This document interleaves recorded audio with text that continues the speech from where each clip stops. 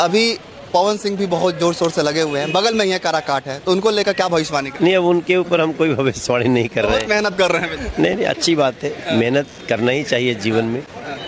उनके ऊपर no comments.